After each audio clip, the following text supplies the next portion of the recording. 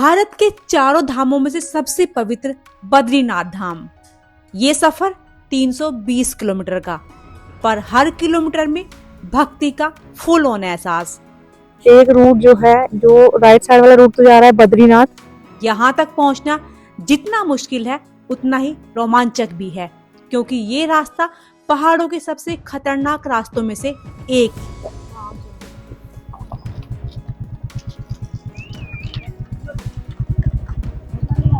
पहाड़ों की ठंडी हवाएं, घुमावदार रास्ते, पहाड़ों के बीच बहती नदियां और बादलों से बात करती हिमालय की ऊंची ऊंची चोटियां। जोशीमठ के बाद से जो पहाड़ हैं, पहाड़ों के ऊपर से ना आपको पेड़ बिल्कुल नहीं दिखेंगे। पेड़ ऑलमोस्ट गायब हो गए हैं और एक तरह से पूरे रॉक माउंटेन से स्टार्ट हो गया है। अगर आप भी बद्रीनाथ धाम जाने का प्लान कर रहे हैं तो ये वीडियो आपके लिए फुल गाइड होने वाली है। इस वीडियो में मैं आपको स्टेप बाय स्टेप ले जाऊंगी हरिद्वार से बद्रीनाथ धाम तक। साथ ही देखेंगे ऑल रोड कंडीशंस और जानेंगे इम्पोर्टेंट ट्रैवल टिप्स, वो भी डिटेल्स में। तो दोस्तों, वीडियो को बिना स्किप किए हुए एंड तक देखना, और अगर आप चैनल पर नए हैं तो चैनल को सब्सक्राइब कर लेना और बेल आइकन भी प्रेस कर देना।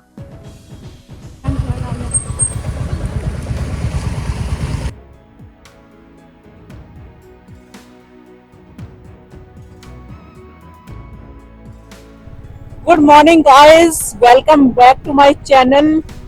और आज की सुबह अभी बजे हैं 4, सवा 4 और हम लोग निकल गए हैं अपने आज के सफर के लिए।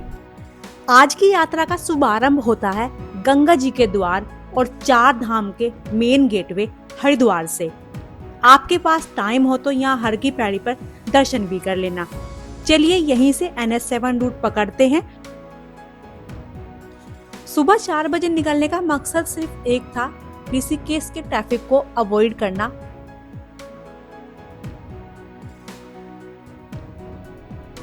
वैसे गाइस, आप में से कौन कौन सुबह 4 बजे उठने वाला मॉर्निंग पर्सन है, मुझे कमेंट में बताओ, क्योंकि मुझसे तो ये सिर्फ राइडिंग के लिए ही हो पाता है। अभी धीरे धीरे अंधेरा पीछे छूट रहा है और ये देखिए आप आसमान की तरफ, ये जो गोल्डन ग्लो है ना दोस्तों, ये भी एक थेरेपी की तरह है और सही मायने में इसको कहते हैं देवभूमि में आपका स्वागत है।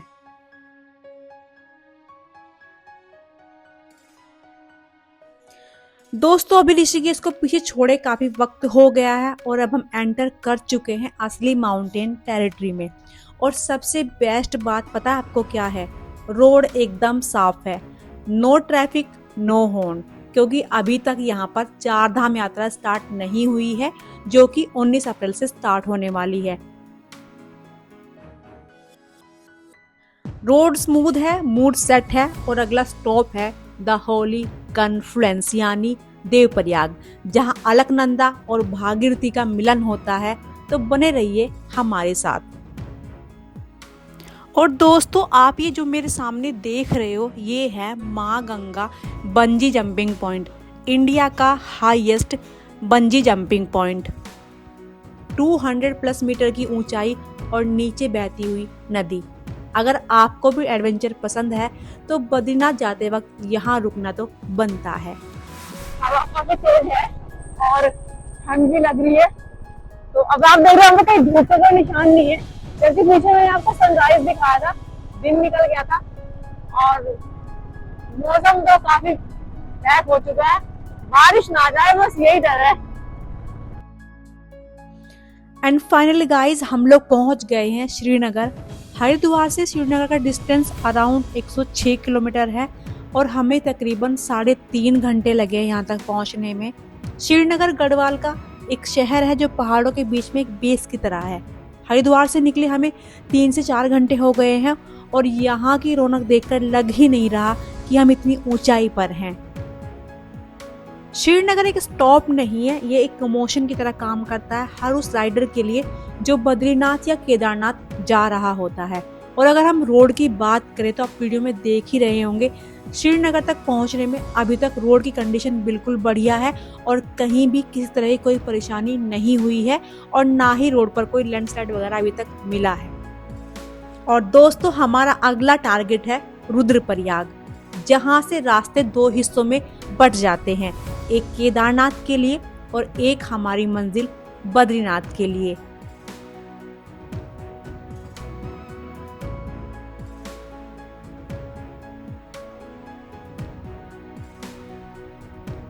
हम लोग पहुंच गए हैं अभी धारी देवी टेम्पल, जो कि श्रीनगर से तकरीबन 15 किलोमीटर आगे होगा, 10-15 किलोमीटर आगे। सामने टेम्पल है देखो। और भाई थोड़ा रुक जाते हैं, भाई ने कहा थोड़ा रुक लेते हैं, तो रुक कर थोड़ा चलेंगे। श्रीनगर से निकलते ही असली पहाड़ी इम्तिहान शुरू होता है। श्रीनगर से रुद्रप्रयाग और फिर कर्णप्रयाग वाला जो रास्ता है वो राइडर्स के लिए जितना खूबसूरत है उतना चैलेंजिंग भी है। श्रीनगर को पीछे छोड़े अब दोस्तों 30 से 40 मिनट हो चुके हैं और अब रोड बटर स्मूथ नहीं रही। रुद्रप्रयाग की तरफ बढ़ते हुए रास्ते थोड़े रफ हो गए हैं, कहीं कहीं ऑल वेदर रोड का काम चल रहा है, जिस वजह से कच्ची सड़क और धूल मिट्टी आपको देखने को मिलेगी। इस रास्ते पर आपको अपनी ग्रिप मजबूत रखनी है। रोड पर छोटे पत्थर हैं जो बाइक को स्लिप करवा सकते हैं। और यहाँ पर ये निर्माण कार्य चल रहा है। ये एक ब्रिज है जो बनाया जा रहा है, बहुत दिन से काम चल रहा है इसमें तक, लेकिन ये कंप्लीट नहीं हुआ। और हम पहुंच गए हैं रुद्रप्रयाग। मेरे लेफ्ट में जो रास्ता जा रहा है वो जा रहा है बाबा केदारनाथ के दरबार, लेकिन हमें जाना है राइट साइड कर्णप्रयाग की तरफ बद्रीनाथ के लिए। रुद्रप्रयाग से कर्णप्रयाग वाला रास्ता थोड़ा अनप्रिडिक्टेबल है, कहीं रोड एकदम मक्खन है तो कहीं अचानक से बड़े बड़े गड्ढे आपके सामने आ जाते हैं।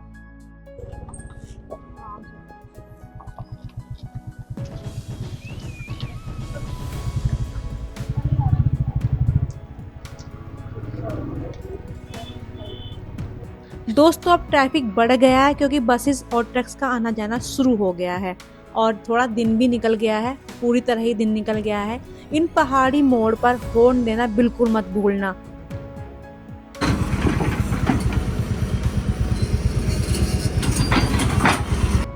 इस पूरे रूट पर आपको धूल बहुत मिलती है और कहीं पर आपको लैंडस्लाइड भी देखने को मिलती है, तो आपको प्रॉपर हेलमेट पहनकर आना है और मास्क भी लगा के आना है हेलमेट के अंदर। और दोस्तों क्या आपने अभी तक वीडियो को लाइक नहीं किया, प्लीज़ वीडियो को लाइक कर देना, क्योंकि आपका एक लाइक हमें बहुत मोटिवेट करता है आगे इस तरह का कंटेंट आप तक पहुंचाने के लिए। और जो लोग पहली बार वीडियो को देख रहे हैं वो चैनल को सब्सक्राइब कर लेना। तो भाई हम लोग फिलहाल अभी रुके हैं नाश्ता करने के लिए, और नाश्ते में हम लोग ये पराठा और ये सब यहाँ मिल रहा था, यही सब लिया है। अच्छा मैं ये कह रही थी कि अभी हम लोग पहुँचे हैं, मतलब अभी गोचर एक जगह है, यहाँ पहुँचे हम लोग। इससे आगे कर्णप्रयाग के 10-15 किलोमीटर रहता है। और यहाँ तक अगर हम बात करें तो जो रास्ता है बिल्कुल अब तक तो कोई ज़्यादा दिक्कत नहीं हुई है। थोड़े बहुत पैचेस है जो ख़राब मिले, बाकी रोड बिल्कुल क्लीन है, कोई दिक्कत नहीं है। और ये अप्रैल में स्टार्ट होने वाली है 4 धाम यात्रा उत्तराखंड में, तो उसी को ध्यान रखते हुए देखो लड़का पूरा मतलब फिट है, तैयार है पूरा। तो 4 धाम यात्रा जो स्टार्ट होने वाली है उसको ध्यान में रखते हुए रोड में जो है थोड़ा सा टूटी रोड है, कुछ भी उसकी मरम्मत का काम भी चल रहा है। और थोड़ा वो जो लैंडस्लाइड हो रखा है उसका हैंड टू हैंड उसको पूरा वो लोग कवर कर रहे हैं और जाल वगैरह लगा रहे हैं। वो सब पहाड़ों में बहुत होता रहता है। अप्रैल का ये शूट है, तो आपको लेटेस्ट इन्फॉर्मेशन मिल रही है इस ब्लॉग के जरिए। तो आप आइए उत्तराखंड में 4 धाम यात्रा का आनंद लीजिएगा। कर्णप्रयाग को बाय बाय बोलकर हम निकल चुके हैं चमोली की तरफ। कर्णप्रयाग से चमोली तक का रास्ता सही मायने में आपको हाई एल्टीट्यूड वाली फीलिंग देना शुरू कर देता है। यहाँ की हवा में ठंडक बढ़ जाती है और नज़ारे और भी खतरनाक हो जाते हैं। कर्णप्रयाग से चमोली का फासला लगभग 30 से 35 किलोमीटर है, लेकिन ये 30 से 35 किलोमीटर आपको उत्तराखंड की असली खूबसूरती दिखाएंगे। रास्ते में आता है एक और प्रयाग, नंदप्रयाग। ये जगह इतनी शांत है कि मन करता है यहीं रुक जाओ, लेकिन हमें रुकना नहीं है। चमोली बस अब कुछ ही दूर है।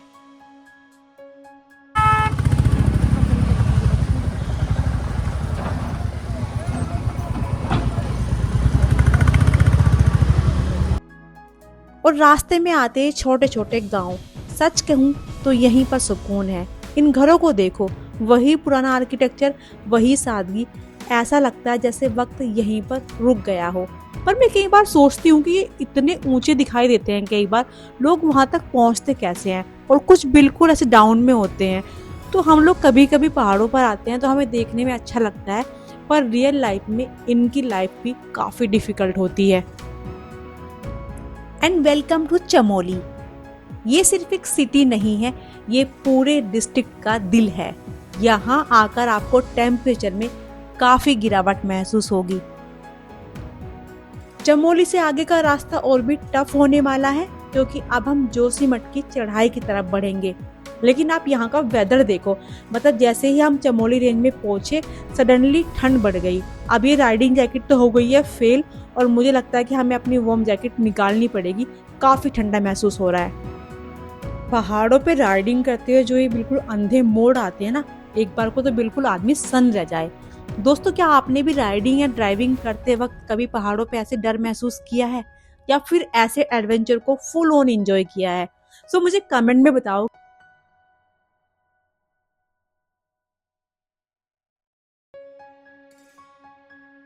रोड कंडीशन की बात करें तो गाइस, यहाँ पर रोड का काम जोर शोर से चल रहा है। इसका मतलब है कि आपको कहीं कहीं स्मूथ रोड मिलेगी, तो कहीं कहीं अचानक से धूल और पत्थर मिल सकते हैं। स्पेशली पीपल कोटी के पास जो रास्ता है वो काफी नैरो हो जाता है, और यहाँ राइडिंग थोड़ी संभल कर करनी पड़ेगी।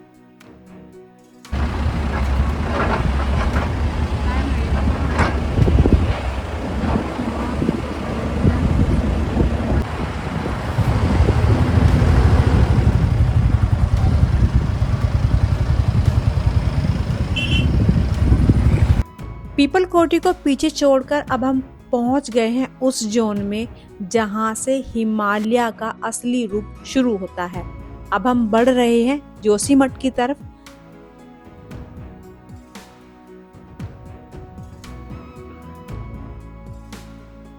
यहाँ रोड कंडीशन थोड़ी चैलेंजिंग है, रोड नैरो है, और अक्सर यहाँ लैंडस्लाइड जोन मिलते रहेंगे।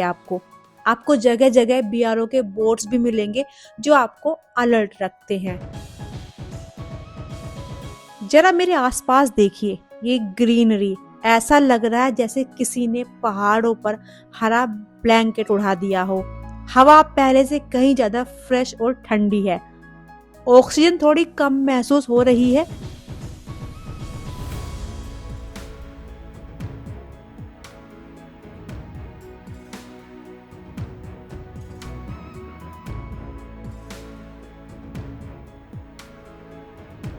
और दोस्तों, चेक दिस आउट, हम इतने नीचे से ऊपर आए हैं, और ये है एक राइडर की कमाई, ये सुकून और ये व्यूज।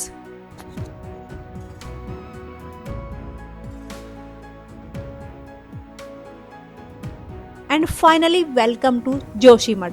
6200 फीट की ऊंचाई पर बसा एक शहर बद्रीनाथ का गेटवे है। तो अभी हम लोग पहुंच गए हैं जोशीमठ, और आप जो देख रहे हो ना मेरे राइट हैंड साइड में, ये रास्ता जा रहा है गोविंद घाट और आपका जोशीमठ और बद्रीनाथ जो है यहाँ से 45 किलोमीटर आप बोर्ड पे देख रहे हो, और ये जा रहा है ओली के लिए जो रोपवे है वो यहाँ से है तकरीबन 16 किलोमीटर। तो ये दो रास्ते हैं यहाँ पर, एक तरह से ये जंक्शन पॉइंट जैसा है। लेकिन आप नोटिस करोगे कि जोशीमठ के बाद से जो पहाड़ हैं, पहाड़ों के ऊपर से ना आपको पेड़ बिल्कुल नहीं दिखेंगे, पेड़ ऑलमोस्ट गायब हो गए हैं, और एक तरह से पूरे रॉक माउंटेन से स्टार्ट हो गया है। तो ये भी अपनी एक खासियत होती है, अलग तरह के पहाड़ है, बहुत सुंदर है देखने में। तो दोस्तों, जोशीमठ तक तो हम पहुंच गए हैं, लेकिन यहाँ एक बड़ा अपडेट मिला है। अभी बद्रीनाथ धाम के कपाट नहीं खुले हैं और यात्रा ऑफिशियली स्टार्ट नहीं हुई है, इसलिए सिक्योरिटी रीजन की वजह से चेक पोस्ट से आगे बाइक्स की एंट्री फिलहाल बैन है। बद्रीनाथ धाम अब यहाँ से 40 से 45 किलोमीटर दूर है, लेकिन आज के लिए हमारा सफर यहीं तक था। उम्मीद है आपको हरिद्वार से जोशीमठ तक का ये राइड पसंद आया होगा, और पूरा रूट एंड रोड कंडीशन की आपको पूरी जानकारी मिल गई होगी। दोस्तों, यहाँ कुछ चीजें हैं मैं आपको बता रही हूँ, आप उनको मिस मत करना, ये आपकी जर्नी को इजी बना देंगे। एक तो आप कोशिश करें कि सुबह 4 या 5 बजे निकलें, ताकि आप जो रास्ते में ट्रैफिक मिलेगा उसको अवॉइड कर सकें। और दोस्तों, बद्रीनाथ जाते हो जो लास्ट पेट्रोल पंप आपको मिलता है वो जोशीमठ में मिलता है, तो आप वहीं से फ्यूल अपना ले लें गाड़ी या बाइक के लिए। आपको पता है कि ये पूरा क्षेत्र पहाड़ी क्षेत्र है। यहाँ पर आपको, अगर आप जाते हैं हाई ऑल्टीट्यूड पर, तो आपको उल्टी या मोशन सिकनेस हो सकता है, तो उसकी मेडिसिन भी आप लेकर आएं। और दोस्तों, इस रूट पर आना आप मॉनसून में अवॉइड करें, खासकर जुलाई या अगस्त में, क्योंकि इस टाइम पर यहाँ पर लैंडस्लाइड होता है और कई कई घंटे रोड साफ करने में लगते हैं। कभी कभी तो पूरा पूरा दिन भी चला जाता है। तो आप पहले अपडेट ले लें लैंडस्लाइड की, उसके बाद ही इस रूट पर आएँ। और अगर आप कार से आते हैं और आप खुद राइड नहीं करते, ड्राइव नहीं करते, तो अपने साथ एक्सपीरियंस ड्राइवर को लेकर आए। यहाँ पर कोई भी प्लेन का ड्राइवर नहीं चलता, क्योंकि ये रूट थोड़ा सा, आपको पता है कि पूरा पहाड़ी है और ये इस पे जो टर्न है वो आपने देख ही लिए कैसा रास्ता है। और यहाँ पर बेसिक मेडिसिन लेके आनी है, फीवर की, कोल्ड की, और गर्म कपड़े आपको ज़रूर लेकर आने हैं, चाहे आप किसी भी सीज़न में आएँ। और कोशिश करें कि थोड़ा सा कैश भी लेकर आएँ, क्योंकि कई बार रास्ते में मैंने देखा है कि यहाँ पर नेटवर्क इशू होता है, तो थोड़ा कैश भी कैरी करें। और मैंने आपको इस वीडियो में दिखाया हरिद्वार से बद्रीनाथ तक आप कैसे जाएं और रास्ते की कंडीशन कैसी है, क्योंकि आपको पता है कि चार धाम यात्रा स्टार्ट होने वाली है, तो उसके लिए ये वीडियो आपके लिए बहुत हेल्पफुल होने वाली है। आपको अच्छी लगे तो लाइक करिएगा, शेयर करिएगा और कमेंट में बताइएगा वीडियो कैसी लगी।